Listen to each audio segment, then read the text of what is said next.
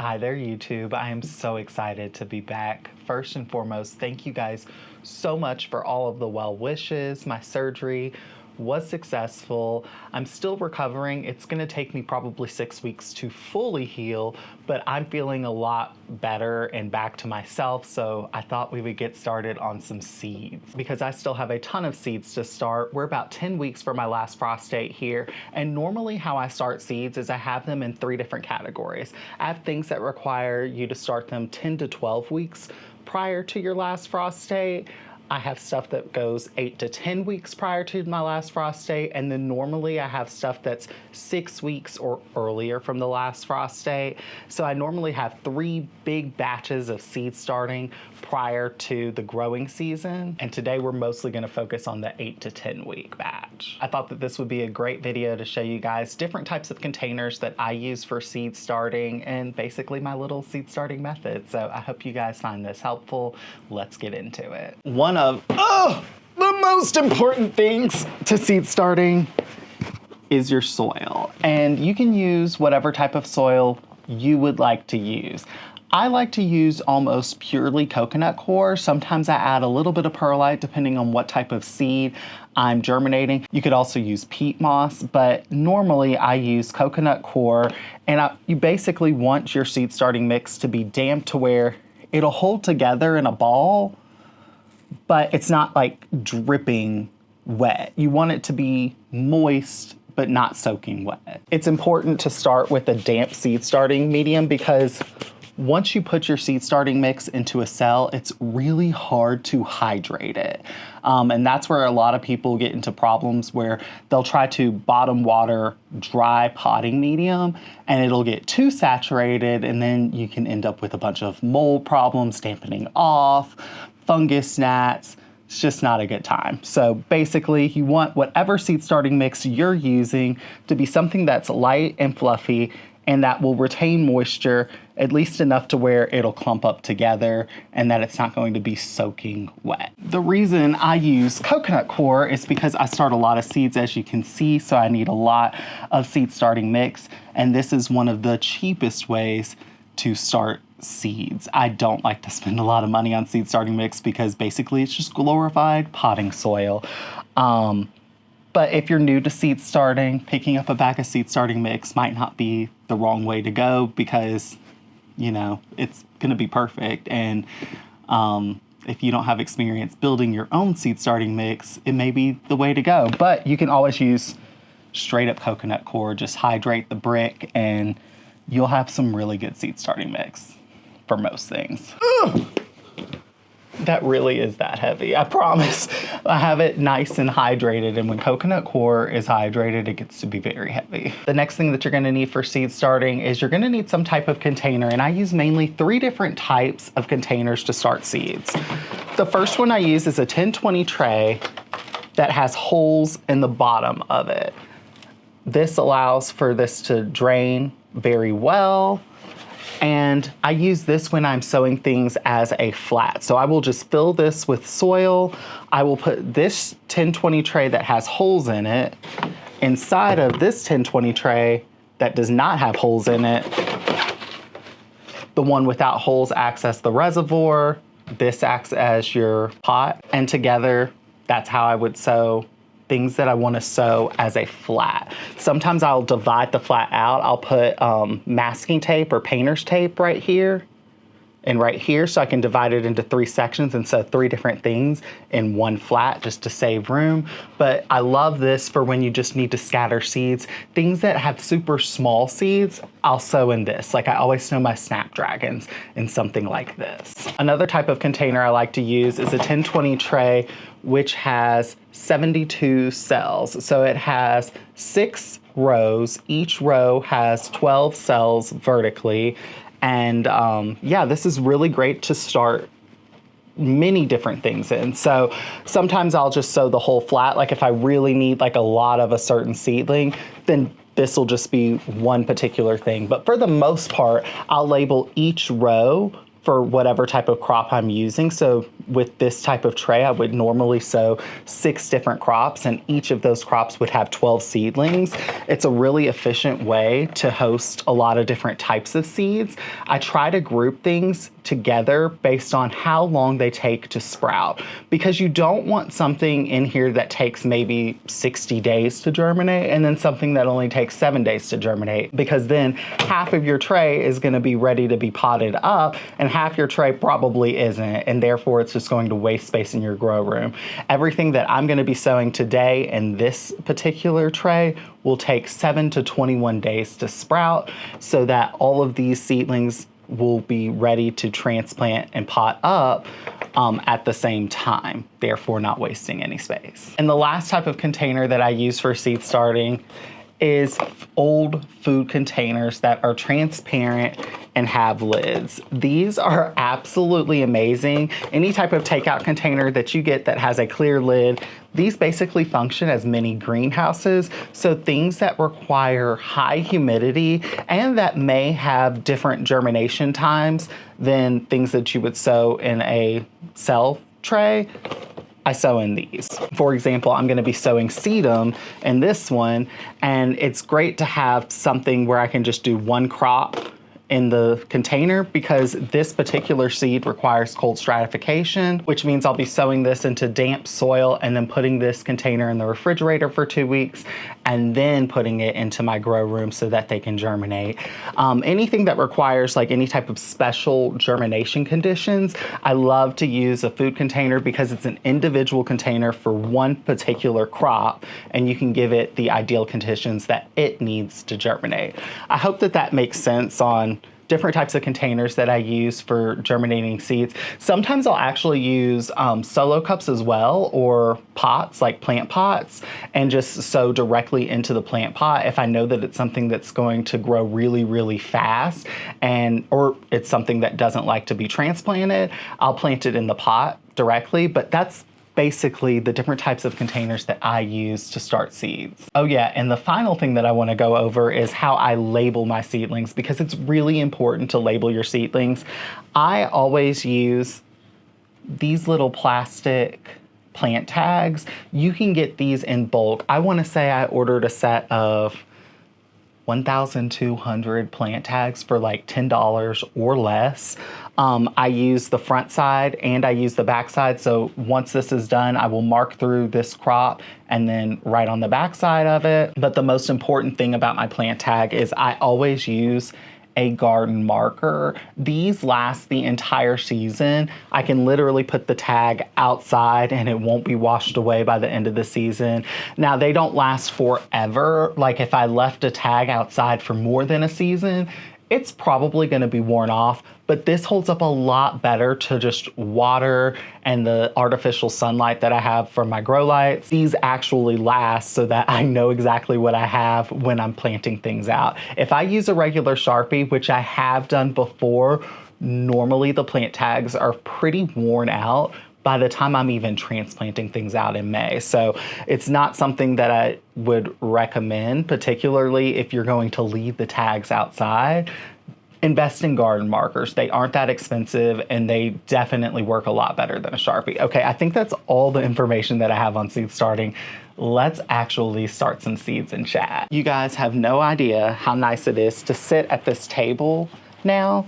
I had family in town a week and a half ago now at this point, and my mother's boyfriend, who I met for the first time, came, and he was so nice, and he fixed this table. This table has like legs that are adjustable at the bottom so that you can adjust the height of it. It's always had like ton of space on the legs to where you could see that it could go higher, but there were no holes to actually make it go higher.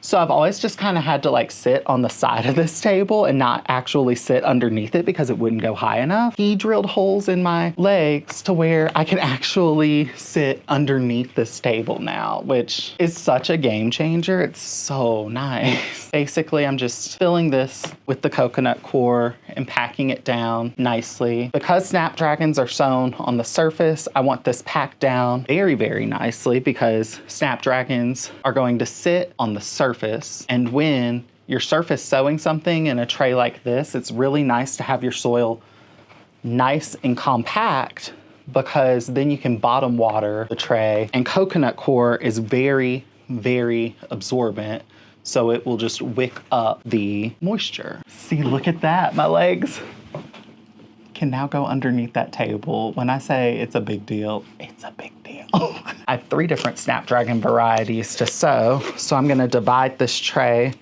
with some painter's tape into 3 different sections. Oh, no, that's all my painter's tape. Oh, yes, it's just enough. It's just enough. Okay, so now we have 3 sections. Let's go ahead and put our labels in. All right, so first up we have the 20 yellow snapdragon. This snapdragon is supposed to be a container variety. It's supposed to look like the Madame butterfly. And you guys can kind of see how tiny snapdragon seeds are. They probably are the tiniest. And when I sow these, I just kind of sprinkle them. I try to get as few as possible and just kind of dust them over the surface. If they do end up close together, it's fine. They can be plucked apart fairly easily. Snapdragons are a pretty robust seedling. And surface sowing seeds is like my favorite, like the ones that require surface sowing. I just find to be the absolute easiest. I mean, it's hard to mess up just sprinkling seeds on the surface of the soil. I'm trying to get all the seeds out of this packet. It's kind of hard. Normally I wouldn't care so much, but these were really expensive seeds. So I'm like, I want all of them I can possibly get. I will say these foil packets from Eden Brothers are not my favorite. It seems to be kind of gripping the seeds. And they were just like in this packet, those tiny seeds. I wish that it was a packet within a packet. I feel like a lot of seed companies, that's normally what I get when I buy snapdragon seeds, so just something to note. Okay, that's the 20 yellow. Now for the Madame butterfly.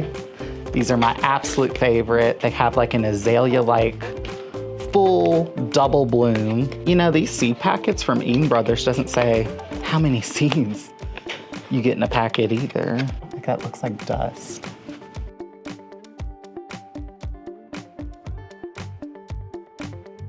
All right, that's the Madame butterfly. And then the last one is this magic carpet blend, which these are supposed to be a perennial snapdragon for my zone. And I grew day and night snapdragons from the same company, Botanical Interest, and they have been, oh my gosh, and this has a ton of seeds in it. Like, look at this.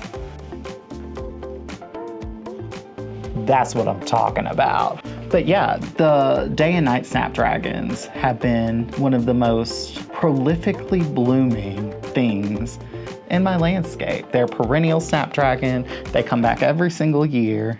They literally bloom probably 4 times in the growing season. Okay, I'm not gonna sow all these seeds because this would be way too many. We're just gonna sow half this packet and call it a day, which is still gonna be way more seedlings than the Madame butterfly or Twiggy, because there were so many more seeds in this packet. Just gonna put those right back in there. Okay. And we will save these for next year. That was one of the things that I had trouble with when I first started getting into starting seeds. I wanted to literally grow every single seed in the packet. Like, no matter if there were 5,000 seeds or there were 25 seeds, I felt like I had to sow the entire packet. Just know, if you're a new gardener, you do not have to sow the entire packet, and you will be drowning in seedlings if you do sow an entire packet of like 2,000 snapdragon seedlings, because they will all germinate. They will. It's always the ones that you don't want to germinate that germinate heavily. All right, and the last step in starting these seeds is I'm going to mist them with my automated mister. This makes life so much easier than literally having to pump a sprayer or anything. I love this one. It's rechargeable. And the charge lasts for so long. You want to get this nice and moist. Once you've got that nice and hydrated, it can go into the grow room. You could cover this with a humidity tome. I find that I don't need to for starting snapdragons, at least in my grow room.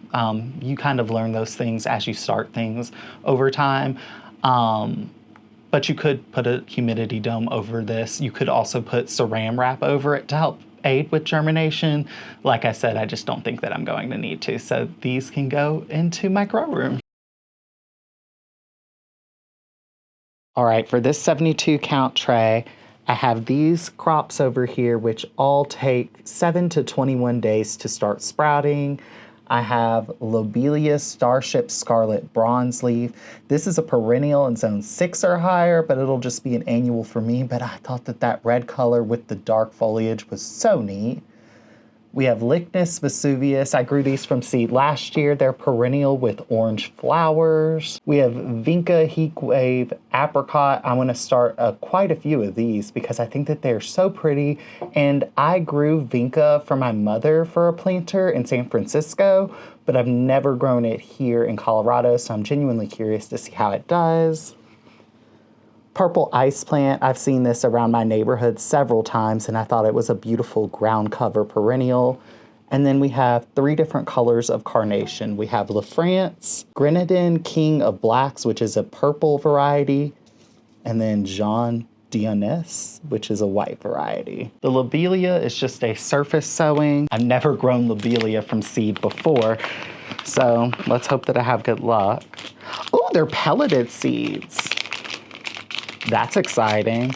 Pelleted seeds are so much easier to sow. Oh, it looks like a lot of these pellets were just like dust at this point, but we will sow what we can.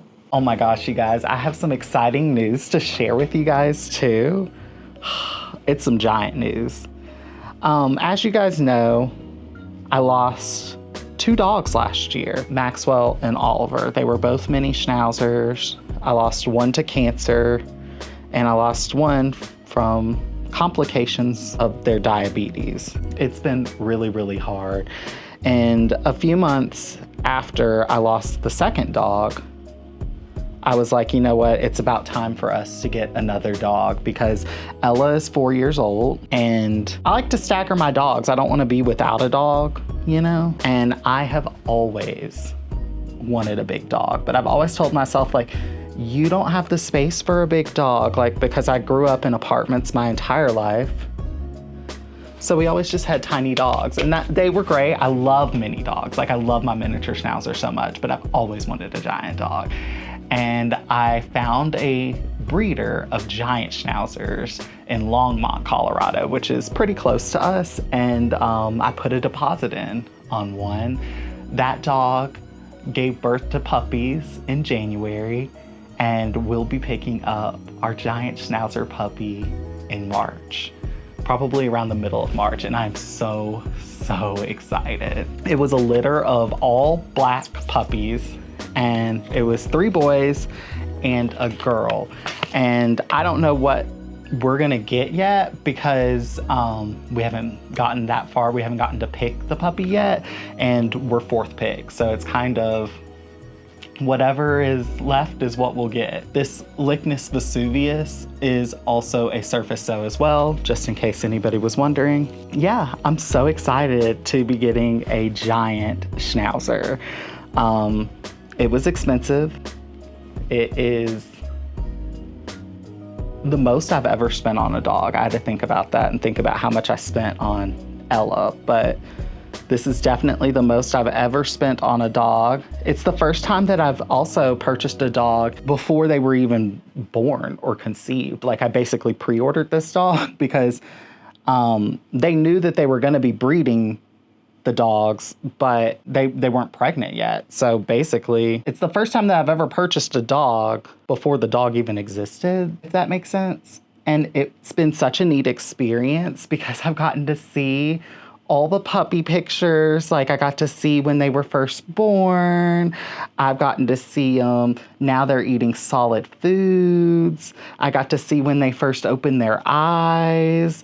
I got to see like so much that I didn't get to see with my other puppies because I purchased them when they were fully born and already, you know, 8 to, I think Ella was even 16 weeks old when we got her. So she was older than what most people get when they get a puppy. But wait, is this the container for this?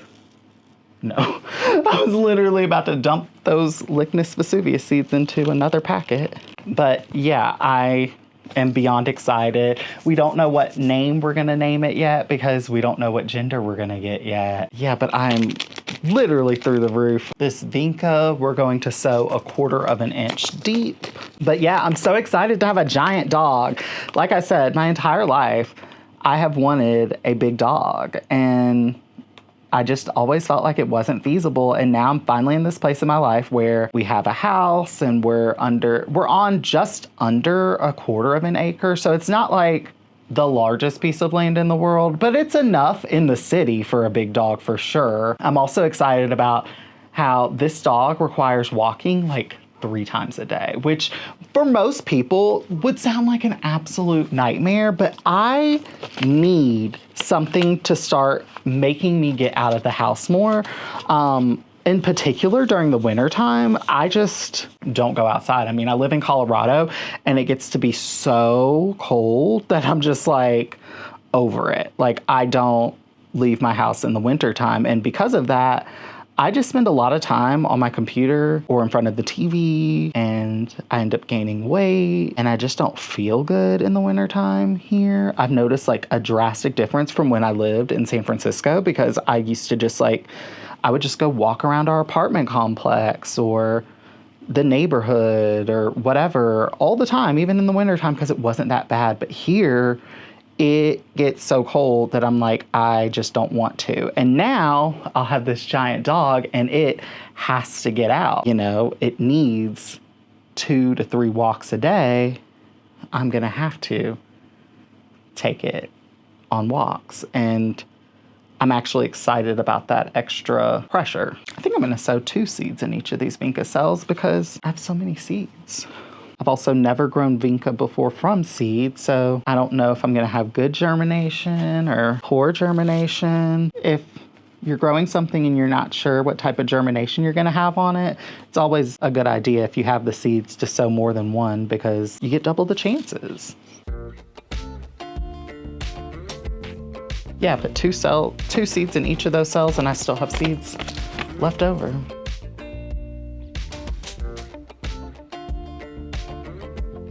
This purple ice plant is a surface sow as well. So we'll just sprinkle those on the surface really quick. Oh my God, these seeds. Are they crushed or like, what is?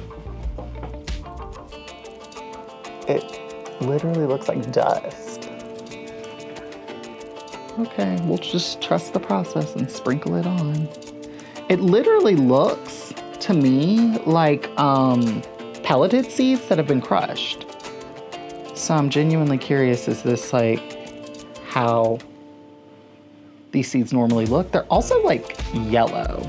Like this is like really yellow, which I find to be very weird. I don't think I've ever seen yellow seeds before. Normally they're gray or white, sometimes black, but yellow looks so weird. These look so weird. I hope that they germinate because I've really enjoyed seeing this purple ice plant all around my neighborhood. Like so many of my neighbors are growing this as the most beautiful ground cover in their front yards. And I really, really feel like I need this in my life. Okay, and then the last thing is the carnations. I'm only gonna sow 4 cells of each of these because I don't need that many plants. 1 carnation plant will probably give you 12 carnation blooms. Let's see here. On the back of the packet, it says 10 to 24. I would definitely say on the lower side. I don't think I've ever gotten 24 blooms, but I've got about 12 before from each plant. And carnations are only sown about 1/8 of an inch deep. So we're not gonna sow these very deep at all, just kind of lightly cover them.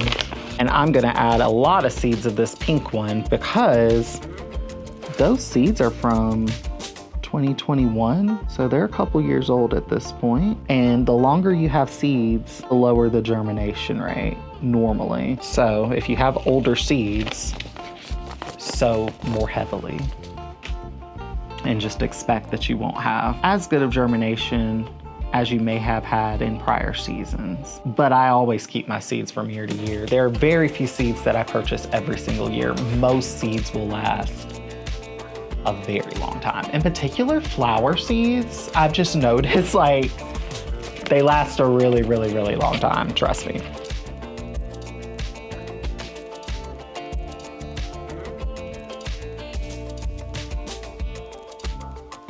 All right, I'm gonna sow the sedum in this little takeout container. These are hardy sedums and it's a mix, so I'm not sure what they'll look like, but I'm super excited to add more sedums to my landscape. Right now, I only have the ground cover sedums. I don't have any, oh my gosh, those seeds are just like dust. Wow. I only have the ground cover sedums. I don't have any tall sedums. And these are supposed to be all tall, so I'm super excited to see what they end up looking like. And because it's a mix and they're from seed, they'll all be unique. And I'll have my own little varieties of sedum. And then this will go into the refrigerator for 2 weeks, making sure I get all the seeds out of it. We have heather. This is a perennial that I think is so pretty. I tried growing these from seed last year, did not have any success. So hopefully we'll have some better success this year. These are just a surface sow, but they can take a while to germinate. It says on the packet, they take 28 to 35 days to just start germinating. So, oh my gosh, and this is 1,000 seeds, and I think I'm gonna sow at least half this packet because I just didn't have good luck last year, so why not? These seeds are like dust as well. And they are surface sow, so I just have to sprinkle them onto the soil, moisten it, and hope for the best. Let's just hope I have better luck this year with it. And then the final thing I have to sow is a stilby.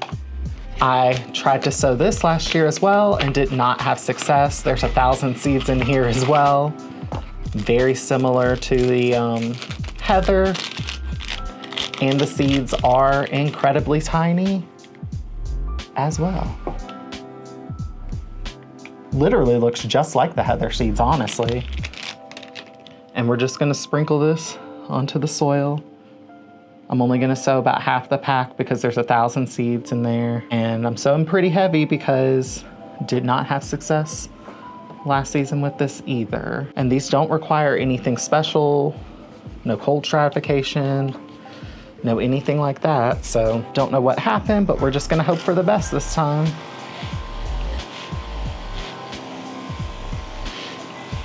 And just like that, we started about 3 flats worth of seeds. Snapdragons right here. We have our heather right there. A stilby right there. And then our 72 cell count tray filled with a bunch of different perennials and annuals. And then we are also going to place this sedum in the refrigerator. You can see there's soil down there because I mostly use this for seeds and seed starting. I also have some seeds up here, cold stratifying. Thank you guys so much for watching this video. If you like it, give it a thumbs up.